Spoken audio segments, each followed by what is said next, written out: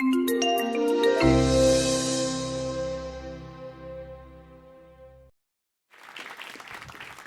everybody.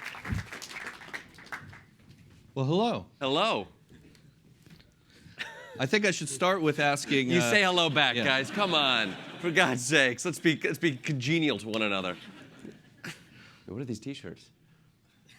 Can I know what these T-shirts are? Sorry. It's right in the front row. Are these pictures of you on your own T-shirt? Is this a Google thing or is this just a Rob thing? Good to know. Okay. It's not an inside joke, we have to understand. Okay, yes. Just a Rob thing. Okay, good. All right. I'm learning the Google ways. Great.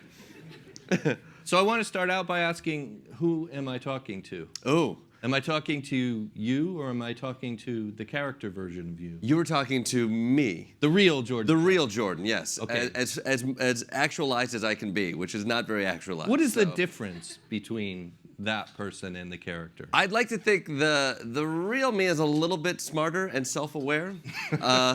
We'd all like to think. We'd all like to think that. I think it's perspective. I think when we talk about the character I play on the show or what have you, and the guy I try to highlight, it's somebody who doesn't understand his place in the world and therefore feels like he's the victim in certain ways. He feels like he's being hated on. He's the white man who thinks he deserves everything. And I think Jordan Klepper is the white man who understands a little bit of that privilege and that perspective. I think the character does not and just uses that as a cudgel and as a weapon. The world is against The it. world is against me. You have something to fight against.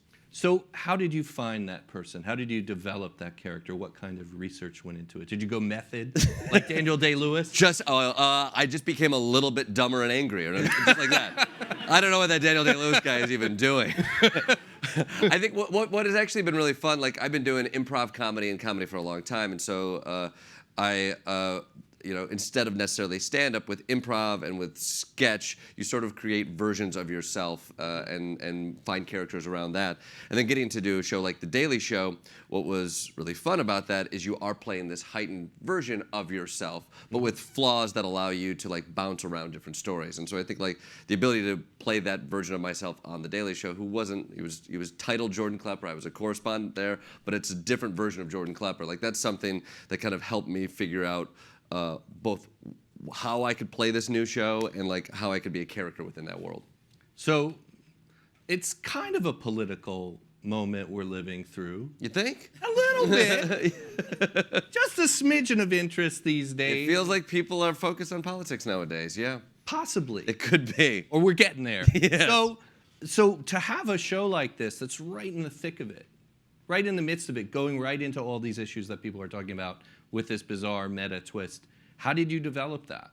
Well, I spent 3 years at The Daily Show, and I was talking with Comedy Central about doing another show, and I loved my job. The Daily Show was a dream job to get to both work with those people, to do a show that's constantly responding to the news was sort of my passion and kind of where I wanted to be. But we talked about like if we wanted to do a new show, where did that show want to live? And at the time, I was going to a lot of Trump rallies, talking to a lot of people, and this political moment you're talking about, it was like this new Trumpism felt like something new. It felt like something we were all experiencing and trying to articulate what this moment was. And as we were brainstorming, like, what world should this show be in? I want it to be a show that is about the news. I want it to be about something that feels like the news in 2017. And I think, like, as I was talking to a lot of those people at the Trump rallies, we were talking about, like, where they were getting their news from. And it wasn't, like, the Trump is not your average Republican. He's not your average anything. And I think, like, we realize, like, it's not an ideological Republican thing that's happening. It's a Trump thing that's happening. And these people were getting their news at these Trump rallies, not from the classic Fox News or at all CNN. They're getting from these more fringier worlds and sites like the InfoWars, the Breitbarts, the Daily Callers. It was like, I think this world of paranoia and fringe feels like that moment that we kind of want to start to play around in. So if we're gonna build a show with a perspective, let's build it out of that paranoia, that fear that's less like classic conservatism and more like paranoia and chaos. Right. And I think and also folding that in. And make it funny. And try to make it funny. I mean, for me, what I liked though is like I got to play a character on The Daily Show, so I didn't. What I always say is it's show not tell. Trevor is so great at being Trevor Noah and telling you the bullshit that he sees. I think I think it's more fun for me to be the guy who doesn't see the bullshit and gets to play it. And so for us, that felt like that was the world we wanted to inhabit. Immersion in those worlds. What did you learn from it? What do you continue to learn from it? When you're at a Trump rally, you're among Roy Moore supporters or something. Why is there this fixation on conspiracy theories? Why are they getting their news from these different sites? Well, I mean, I think What's that appetite? The appetite is for confirmation. Confirmation. Yeah, so there's confirmation bias of that thing you feel. If you can, now you can find it. You can Google it. I've researched you guys. Well done. You guys, I know what you guys do. Product placement. Yeah, but you can find the news that complements your worldview, and so I think I see that. That is something we all do. I mean, I'm guilty of it as well. We all have our news sources, the places we want to go, the places that make us feel good in the morning. Of like, yes, this is saying the thing about Trump that I wanted to say. This maybe is from a different perspective, but I can throw that out because I don't like it. And I think we're living in a time where Donald Trump, what he's very good at is creating distrust in institutions. And I think we should be critical of institutions. We should be aware of institutions. But what I saw at these rallies was like, he legitimized the idea of doubting all information you don't like. He's delegitimizing media in a way that like people think CNN is completely fake. People don't trust anything that comes out of the New York Times. They really believe that. They believe that. I mean, I think you see that groupthink because they hear it. I think a story that I often talk about is like, I started going to Trump rallies in January of the election year, and I would talk to people outside. And I would say 2 out of 10 people would buy into the Obama birth certificate, the birtherism conspiracy. 2 out of 10 would talk openly about that. Because at that point, it was very fringe. The idea to questioning Barack Obama, his legitimacy as a citizen was like, I'm not going to, no, that's crazy. But I support Donald Trump. By the end, that was easy 8 out of 10.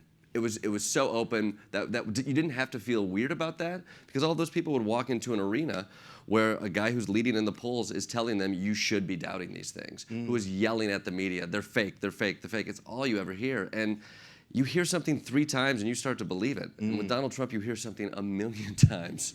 And I think we see that we see what he's doing with media, and I think it's dangerous because now you don't have to trust that institution of news. And now the New York Times is just as fringe as some bullshit thing you see pop up on Facebook. And so I think that's what I'm starting to see. I see it starting to happen now with the FBI, and I think that's what's scary. Yes. I think that's the next institution. Is like, I mean, Robert Mueller's going to get fired in the next couple of weeks and there's not going to be an outcry from those people because the FBI is now an institution. Law enforcement is an institution that we don't have to buy into anymore. What happens when he gets fired? Boy, I think timing's going to be really interesting.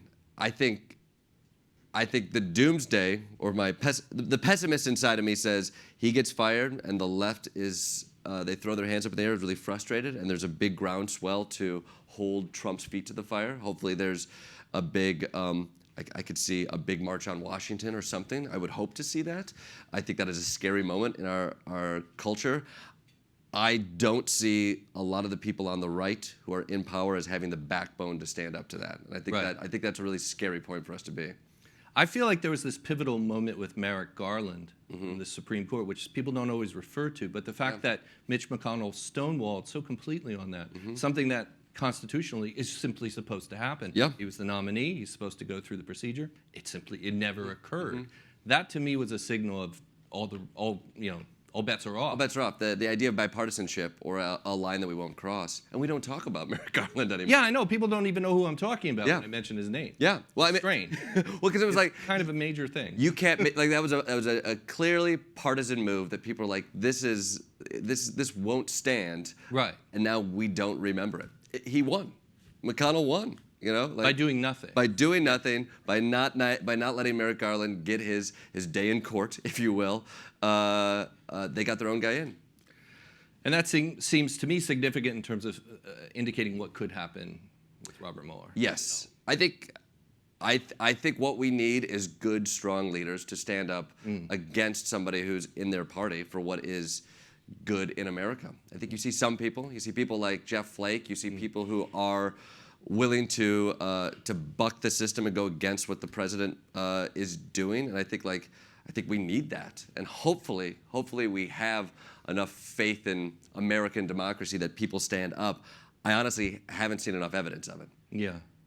I want to switch to a question about your health. I'm concerned. All right. Because of the MAGA meal challenge. Oh, geez, yeah. I don't know if you saw this. If you didn't, Google it. Good. Nice. Yes. What did you eat exactly? It was like how it was basically a Trump lunch. Yeah, so if it came out in a book by Corey Lewandowski, his former campaign manager, just last week. If you saw this, Donald Trump's regular order for McDonald's was 2 Big Macs, 2 Filet-O-Fishes, and a chocolate malt/shake. Like that's what he would order at McDonald's. They say regularly, even daily, which is fucking insane. That's insane. I'm nauseated thinking about it. He's a 71-year-old man. A grumpy old 71-year-old man who's just inhaling this regularly. And so on the show, our mind was sort of blown. And the questions we were asking, one is like, this guy's making the most important decisions on earth. This is the fuel that he has.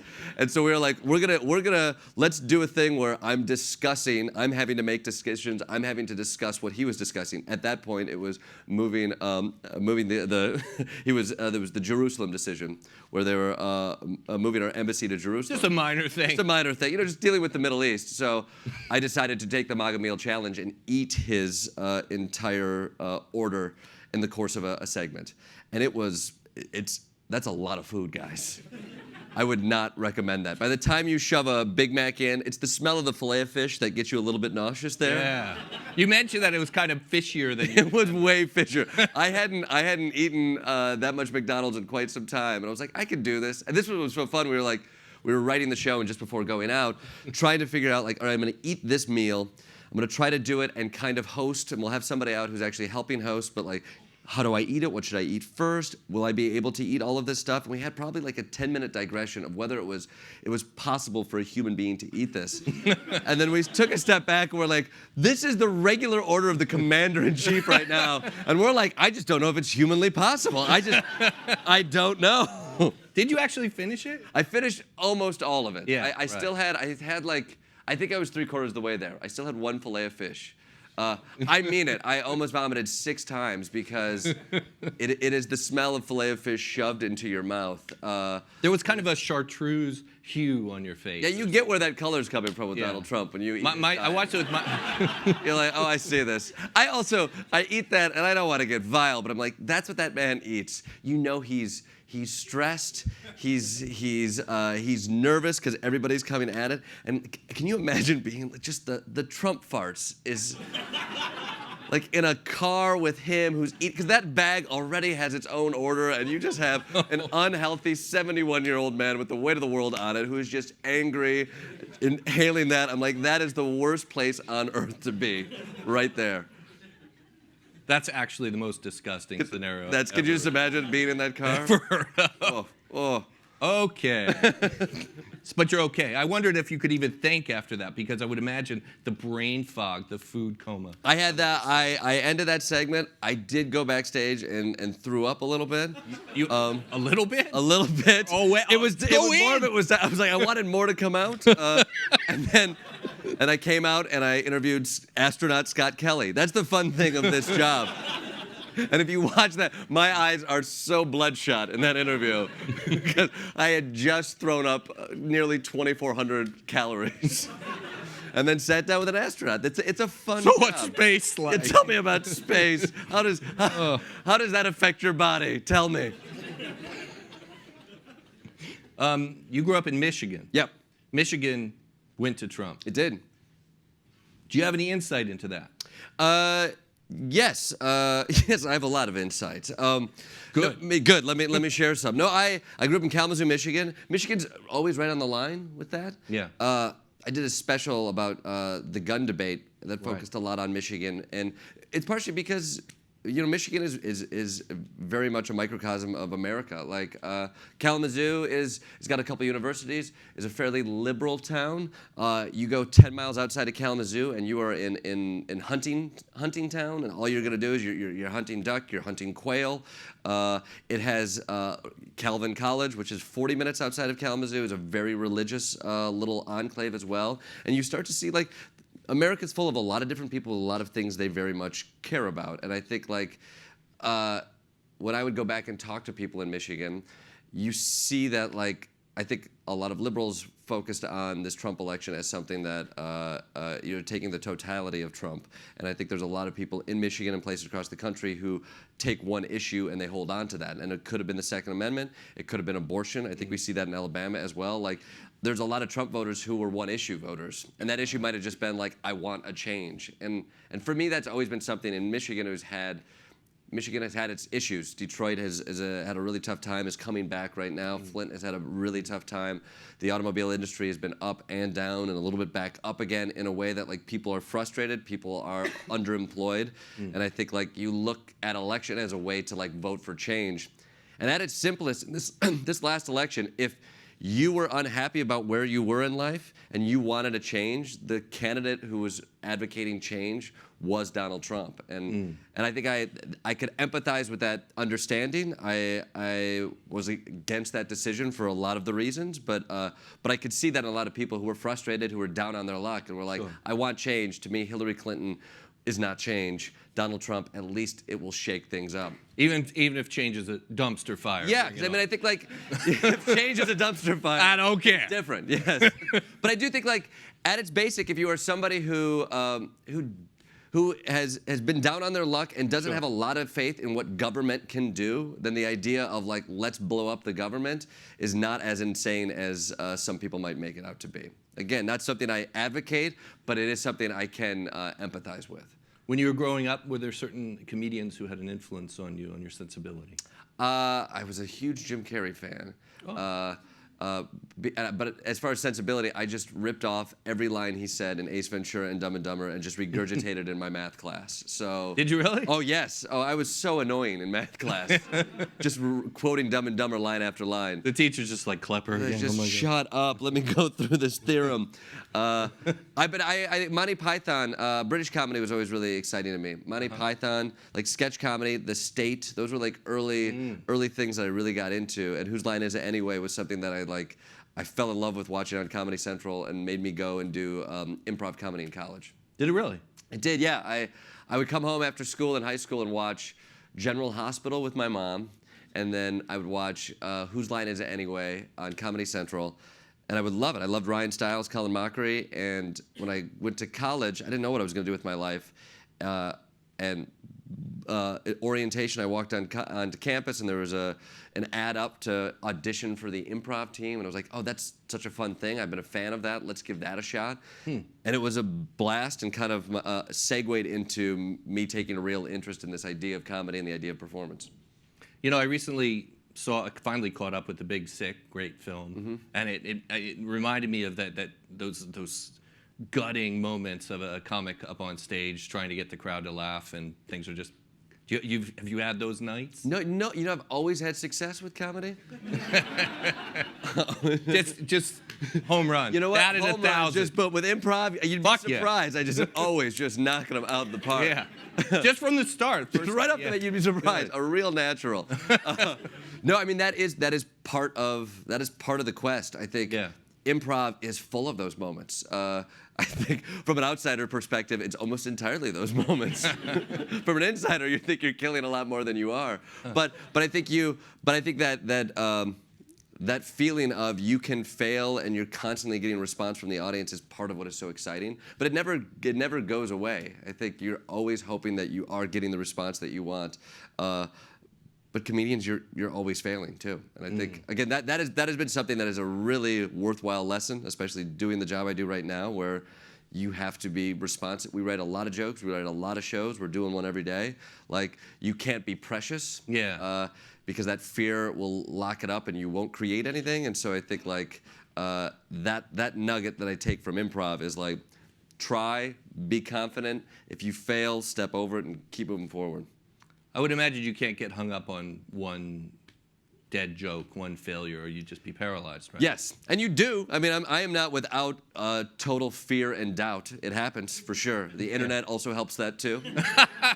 you will have that moment that didn't go well, and the internet will find it, and they'll tweet it back at you, which is really nice. To be like, remember, you're a failure, and you should. Thank you. Good to know. Just wanted to let you know you suck. Yeah, exactly. Thank you. Noted. Right on. So that is always there, but yeah, I think if you get too caught up on it, I mean, again, I'm lucky. I go into work the next day, and it's like I got to focus on today. Another question related to your health, more your sort of psychological health. Thank you. Your balance. This is like a physical. I'm worried about you, okay? I'm worried about you. Trow here, what's going to happen? How do you get away? I mean, you're swimming in these conspiracy theories all the time to feed the show, to feed your character. You're in touch with the lunacy, the batshitness of InfoWars and stuff like that. And how do you get away from it? How do you escape just to kind of, meditate and get some peace and, you know what I mean? Yeah. Because I would think it would infect your dreams after a while. It does, yeah, it does. I would say my dreams are infected by the conspiracy of it. Also, I'm 3 months into this show, and the anxiety of putting up a show is all-encompassing. And so I think we are inundating ourselves with news and getting this job done, and so the mind is racing. What I have found as I just getting new input is very important, and I don't have a lot of time right now. I had to move into Manhattan. I was a Brooklyn guy, and I moved to Manhattan because that's where our studio is. Oh. And so something I do now, I wake up on Saturday, and it's like I can't read the news. I do it every morning, but I'm not going to read it right now. I get up, and I go to art museums just for an hour and a half to get a new input that is not commentary, that is not telling me about Trump. I can look at a abstract painting and I can make it about Trump, and I usually do. But the idea of getting something in that is just not modern bickering, modern partisanship, or editorializing, for me, that's pretty important, and it gets me a little the way there. Because I would suspect everyone in this room can say there are moments in our lives when we're inundated with social media and the flow of all this where it just feels unhealthy. I mean, and you're in it to the nth power. Yeah, I mean I think it's part of our society right now. This idea of turning off your phone, it's hard, and I think now this is it's much more a part of what my job is, and I need to kind of stay up on top of it. But it doesn't help with clarity. I think I find myself losing perspective. Because every day we're making choices about what we're going to cover, what the story of the day is, what our show's story of the day should be. And if you're too glued to your phone, there's 10 new stories coming up all the time that can make you lose perspective. But you have to ride that line of being aware, but also not being lost. As a creator of comedy, when a character comes along like Roy Moore, do you dance a jig? I mean, are you just are you like, this is comedy gold? Or I mean, the horse, the little gun. The potential rape and pedophilia. He's repulsive, and yet you have to create comedy out of it. Like, do you act like this is it's too much, it's too dark, or actually, we can create something very entertaining out of it? How do you react to it? I mean, the reaction is a guttural feeling. I react. I'm aghast at it. I think it is we find it, and that's the job. And it's amazing what Donald Trump and Roy Moore will do on a day-to-day basis. That you're I can't believe that. That is something we can respond to. I mean, it's sadness. We watch these videos, and especially as Roy Moore was coming on the scene, and hearing him the things he talks about, we are happy we can find comedy in it, but we are saddened by what we are seeing with these characters. So I do think people often ask, it's oh, you must feel so happy that Donald Trump and this era feels so crazy, and it's the comedy comes out of feeling frustrated and angry. I wish we didn't have this clown in office right now who's who's tweeting out Islamophobic videos day in and day out. This is insane. For me, that was a level of disgust I reached. It was just, I just felt like I couldn't function. I was like, why is he doing that? It's just horrible. Yeah. So, and you have to create a show. You see what I mean? Yes. It's such an interesting place to be, where you have to take that disgust, that repulsion, that anger, and then convert it into something. This is highly entertaining. Your show's great. It's weird. What's fun about that is because I play this character, for me going into this Trump era, what is fun is the defensiveness, how Trump has to defend these noxious actions. And I think That's what it's like. It's like you can only throw up your hand so many times. I'm like, you see what he did? You see what he did? And so for us, it's like we saw what he did.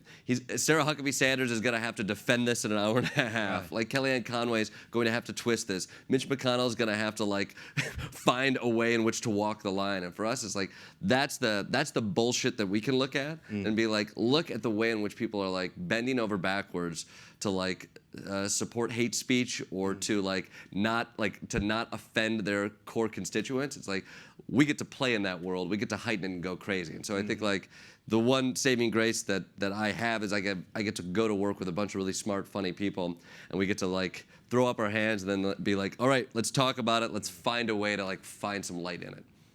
Do you have any backstage rituals before you go on? Or are there certain things that calm you down? Or Cocaine, man, just old school. I'm an old school comedy move, 70s, right? 80s style. Right. Whatever works, man. Whatever, we are writing right up until the end, and so for me, like, it's the show. It's a very stressful day. It's like a 8-10 hours days of like putting together the show. But as soon as that thing is locked, sent to prompter, I go and meet the guest. Like, the ritual is the getting ready for the show. I do a couple little improv things I used to do of like little warm-ups just to kind of get my mind, like vocal warm-ups or like physical things to get my mind remembering that I'm not writing anymore, I'm performing. And then the crowd and the energy of a room kind of awakens you to turn from being producer to being performer. Yeah. And then you just go.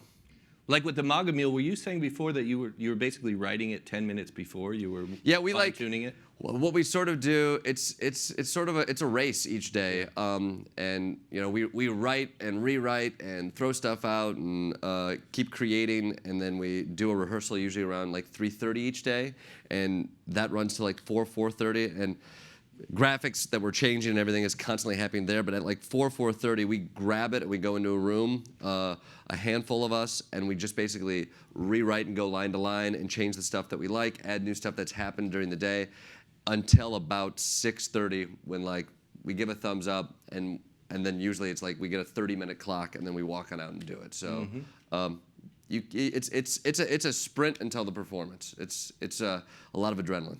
I bet. Yeah. In the spirit of the word sprint, I was told that we should do something known as a lightning round. Ooh, good Yeah. segue. But I got my nice. I worked on that all week. Nice, Yeah. all week. Yeah, man. That's great. Yeah, paid off. Yeah. I was waiting for you to say a word He was like like, that. yeah, and I say a thought fast word. I just move it. I just go. Yeah. It's actually 5 minutes early. I'm supposed to do the lightning round later, but I You're thought you just said sprint. It's a perfect, yeah. Let's do it now. Let's do it. Yeah. But I'm going to do a little different. I'm going to do like a free association kind of thing. All right. Because I feel like we're living in this world that's absolutely populated by supervillains. It's kind of amazing the cast of characters that grace our screens. So I'm just going to throw out their names, and I want to hear like what you think of each person. What comes to mind? Free association. Freudian. Let's And let's start. Freudian. I'm just Go gonna, straight in. mom, Yeah. sex, Dad! MAGA meal. yeah, indigestion. Disheveled drunk. Steve Bannon. Pus. Pus, collars, layers, sweat, ETA, a year and a half, and then he's out of our life. Fingers crossed.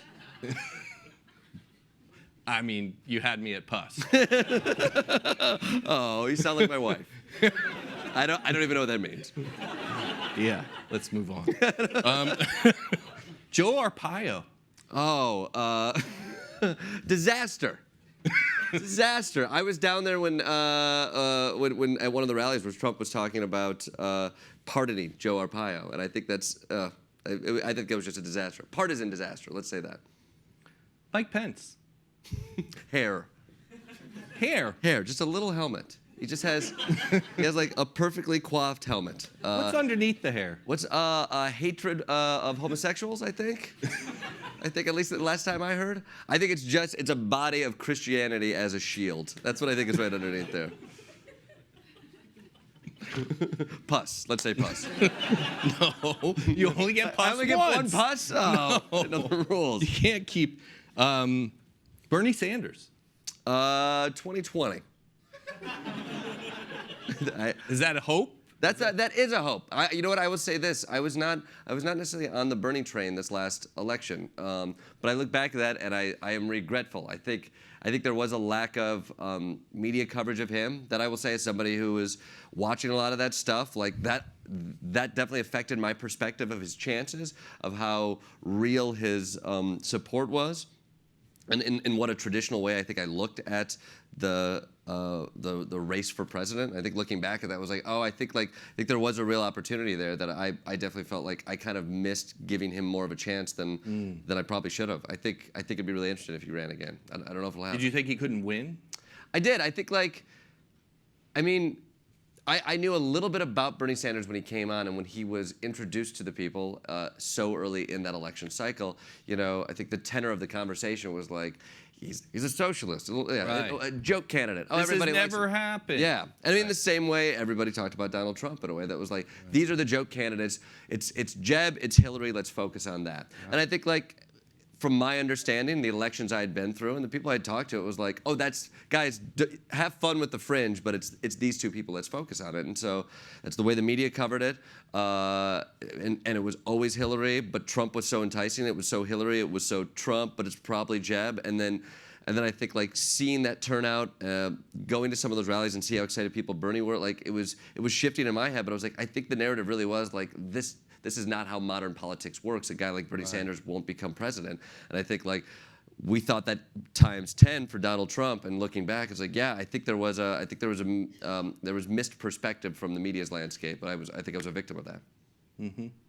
I actually was on the road the last week of the election because I did a cover story for Esquire about Pharrell Williams. Yeah. And he was campaigning for Hillary, and there was an event in North Carolina with Hillary and Bernie and Pharrell. Mm-hmm. And I was talking to one of Hillary's advisors there, and I was like, you have to win this, like this, please, please, Yeah. I'm not taking sides, but nevertheless, feels like come on. And he was like, oh, we got this, don't worry. I'm kind of haunted by this. There was this incredible overconfidence. Yeah. That I think maybe was rooted in exactly what you're referring to, all the paradigms from the past. Yes.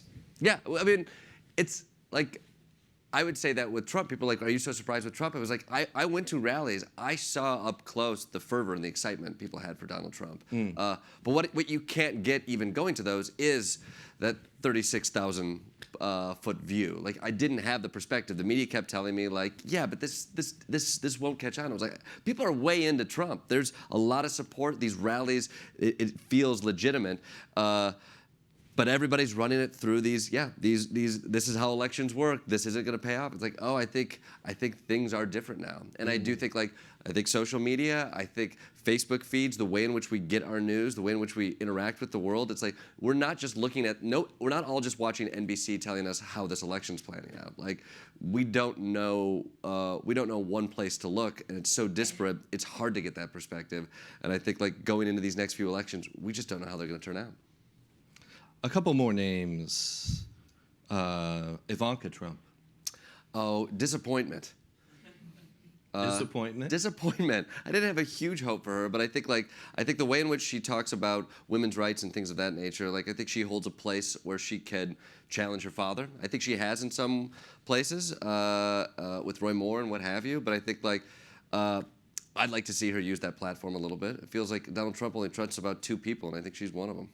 But didn't she spoke against Roy Moore? She did. And then Trump therefore supported Roy Moore. Yes. Right? Yes. I mean, did I read that right? Well, I mean, I think you did. I mean, I wonder what went on behind the scenes with that kind of a thing. I think it was also really interesting that Bannon came out and he mocked Ivanka and the language she used for kind of going at Roy Moore or going at the idea of people who prey on children. I mean, I think it was a lightly veiled comment that she made. I don't know. In the end, Donald Trump only listens to himself, and I think it's unfair to say she should be able to control her dad. But I don't think she should. I don't think she can. But I do think she has his ear. And I wish she would talk a little louder sometimes. Mitch McConnell. Oh, spineless. Right. Spineless. Do you ever have folks ask you, of all the supervillains, which one do you loathe the most? I mean, I'm having that happen right now. Yeah, but I'm asking the crowd too. I mean, because I'm just saying personally, for me, McConnell really gets to me. What is it for because he could be McConnell, because he could stop all this. He could stand up for civility and reason and, unity. And he's not. He's actually the stonewall that allows all this to occur. Yes. You know what I mean? Yes. There's some great quote that I will butcher about, like, I don't know if the idea of, like, the thing, what is it? Bad shit happens when good people don't stand up. Yeah, something like that. Yeah. Gandhi said that. Gandhi. Yeah. Yeah. Yeah.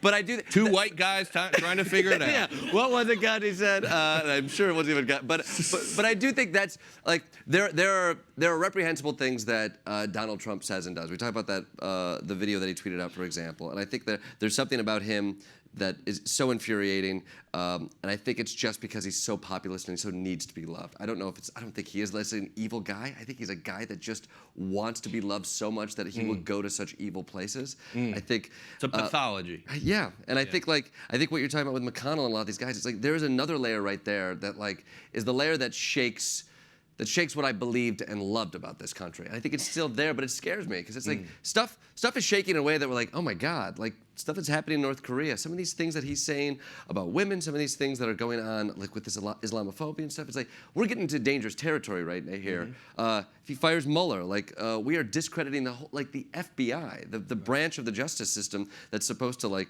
protect us, that's supposed to be separate from the presidency.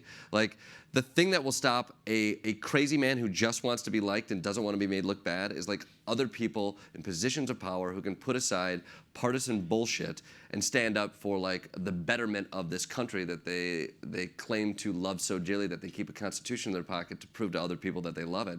And I think you see people like McConnell and people at that level just kowtowing to winning. And I think this American culture of winning it's frightening because that's the ultimate ideology.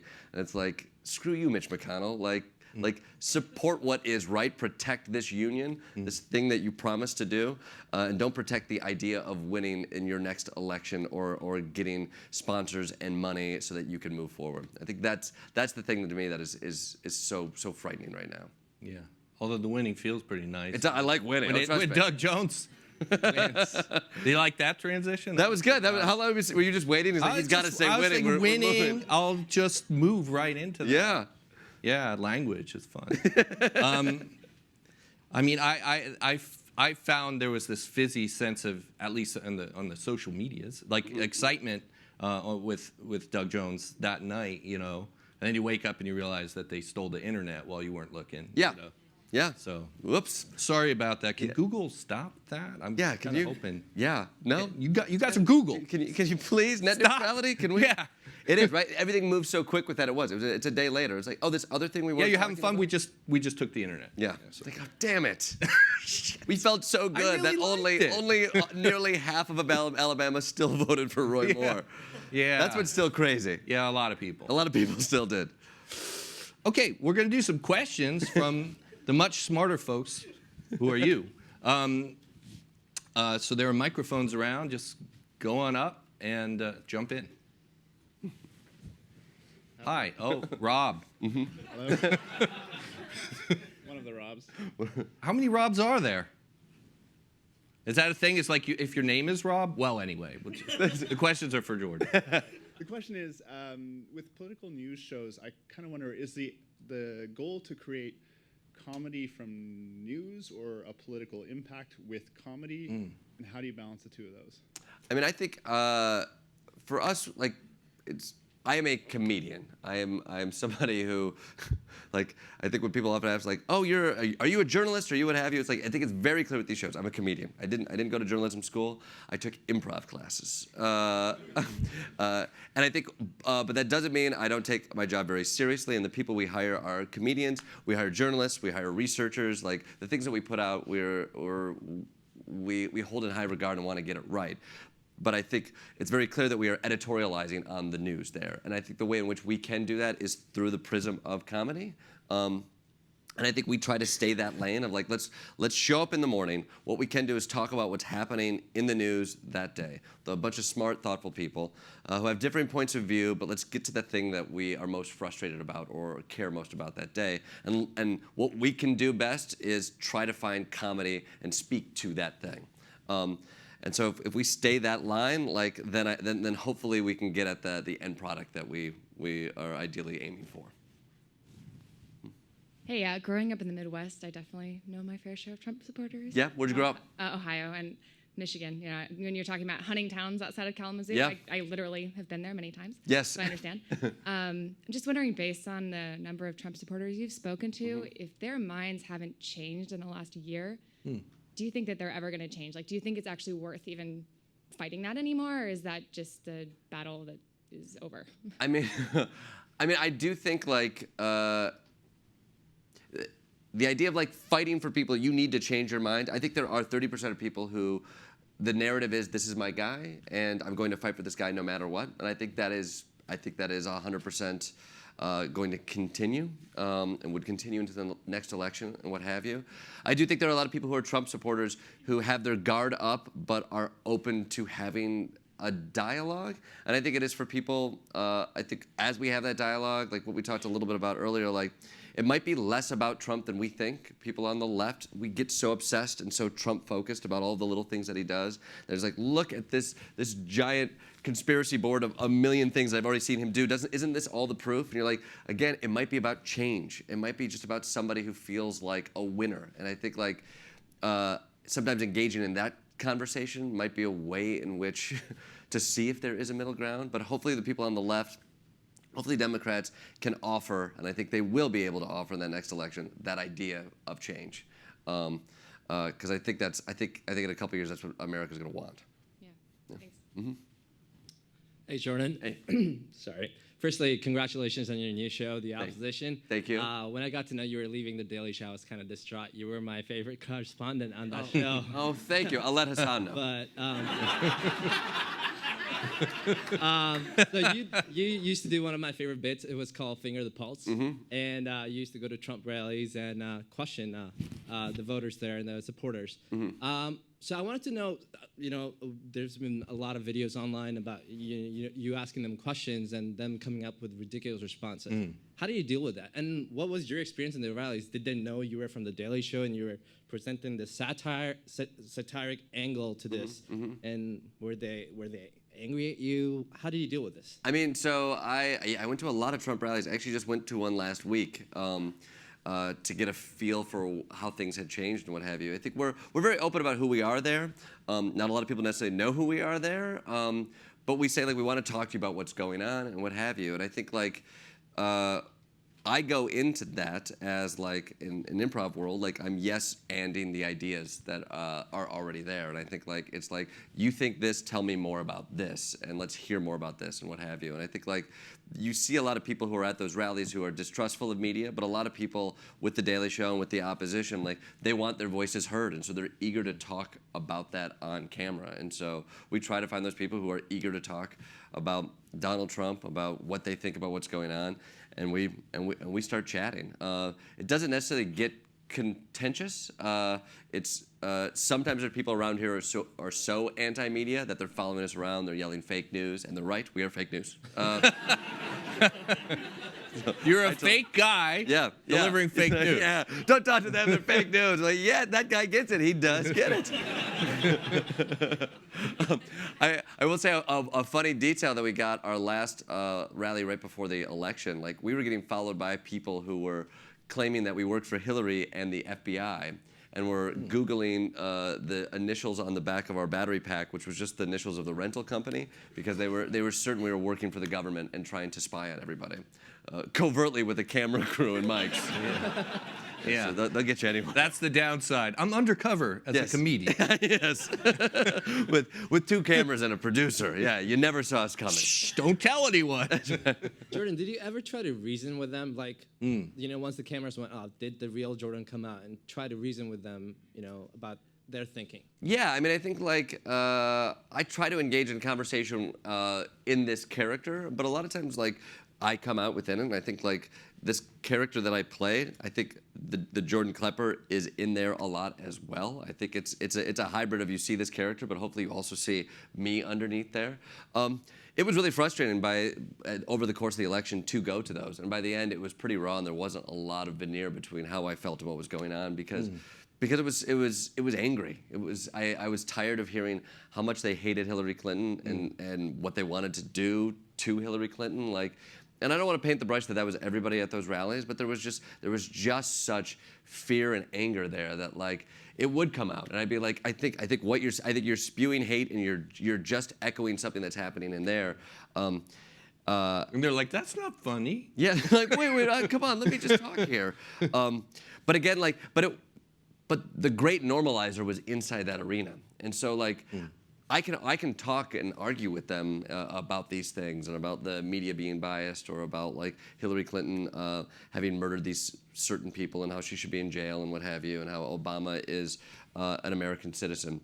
But I'm just a guy with a camera. They walk in there, and the most powerful person in the world is normalizing that. And so I think that's who is controlling that conversation and is still controlling that conversation. I think, and that's what I kept running up against. Thank you, and good luck on your show. Thank you. Hi, I also grew up in Michigan, in Brooklyn, Michigan. In Brooklyn, Michigan? Where's Brooklyn? Right about here. Right in the middle, right there? There's a big NASCAR track. Oh, there you go. Right there. So. That's only about 40 cities in Michigan. Yeah, you're gonna have to be more specific. Yes. So, in any case, as such, I have a lot of aunts and uncles and my dad and my brother who voted for Trump.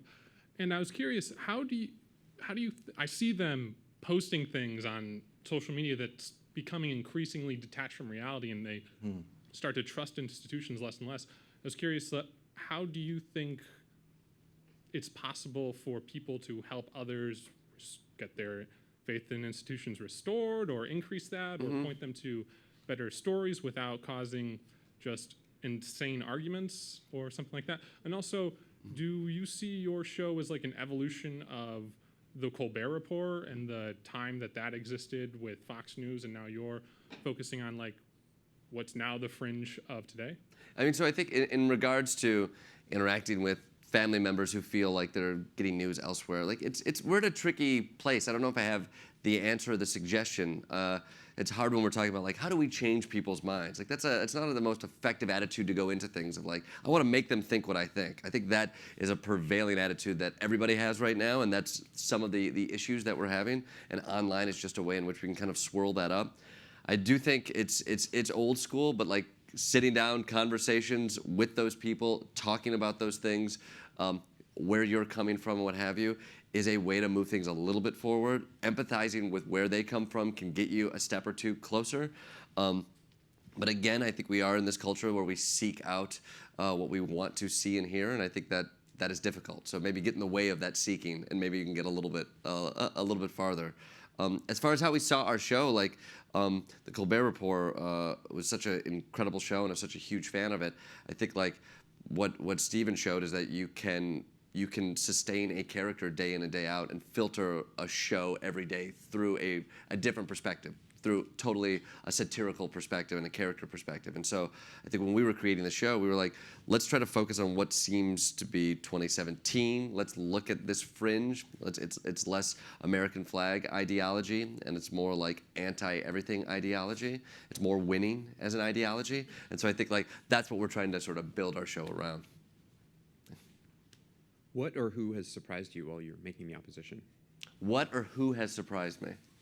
What or who has surprised me? I mean, I will say Roy Moore has 100% surprised me that he could get so far and become he lost by 0.8%, and I think it does show. I mean, Alabama. The fact that Alabama turned is an accomplishment, and you are seeing a shift.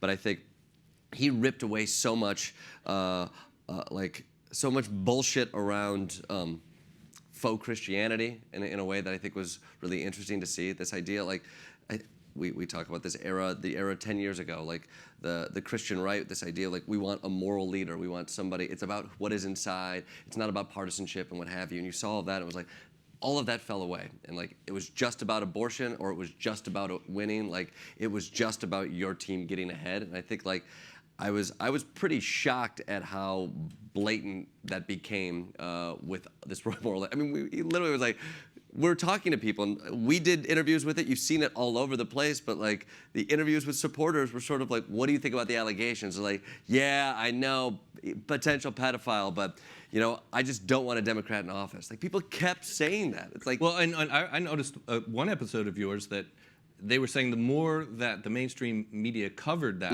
the more inclined they were to go toward Moore. yes, they need an enemy. And I think like that's so powerful. Like, oh, it's not that we're not angry at pedophilia. We're angry at the Washington Post for coming in here and poking around. And that to me is inanity, like insanity. Are those the same thing? I don't quite know.